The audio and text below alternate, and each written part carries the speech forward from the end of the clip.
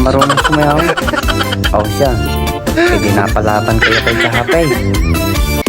Kahapi ko, gusto mo rin bang gumawa ng ganitong video pero wala kang idea? Madali lang, ganito tuturuan kita. Okay, una, pumunta tayo sa Play Store. I-search natin ngayon yung CapCut. I-install mo lang yan, Kahapi ko. Dito, papasok na yung ating malupitang pagsayaw. Mag-record tayo ng video. After nating mag-record, pumunta na tayo ngayon sa CapCut.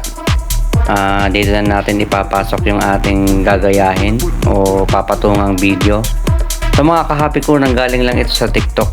Nakuha ko ito sa TikTok. So ito, add new project lang yan mga Kahapi dito sa CapCut. So ipasok na natin tong ating gagayahin. So yan nga yung video na kinuha ko sa TikTok para gayahin o i-insert yung ating ginawang video. So download lang tayo ng mga video mga Kahapi ko kung anong gusto natin gawin. So dito mga Kahapi ko, para i-add natin yung ginawa kong video na ipapatong natin doon sa project natin, pindutin lang natin itong overlay. Yan yung may plus sign na yan. Tapos syempre pumunta na tayo sa gallery. Hanapin na natin yung ginawa nating video, gaya ng paghahanap mo sa nawawalang jowa mo. So ito na nga yung ginawa nating video, i-add na natin. So mga Kahapi ko, sa part na ito mag-e-edit na tayo dito. So paano nga ba tanggalin yung background ng video na ginawa ko? Sa part na yan Kahapi ko, i-highlight mo muna ng puti yung idinagdag nating video. Tapos hanapin lang natin dyan yung BG o background. Tapos syempre i-select natin yung remove background. Tapos pindutin na rin natin yung auto removal. Tapos yan makikita nyo wala na siyang background. So mga Kahapi, sa part na ito maglilinis na tayo. So ikakat na natin yung mga part na hindi natin kailangan. Insert lang natin sa tamang timing yung video na ginawa natin.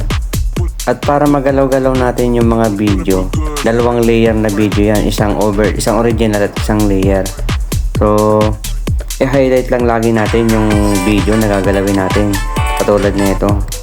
So dito sa part na to, pwede na natin siyang galaw-galawin, pwedeng palakihin, paliitin, o base sa gusto nating timing na gawin sa video natin.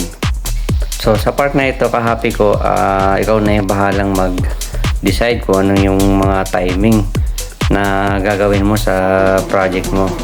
So ganyan lang kasimple yung pag tanggal ng background, pag-edit ng video natin na ginawa. So Kahapi ko, kung nagustuhan mo yung video ko, pa-like and share naman at papalo na rin. Salamat. So ito na yung output ng ginawa natin. Akala yata ng mga Arisila lang marunong sumayaw. O siya, hindi napalaban kayo kay Kahapay. Oh. Sige pa. Dali na.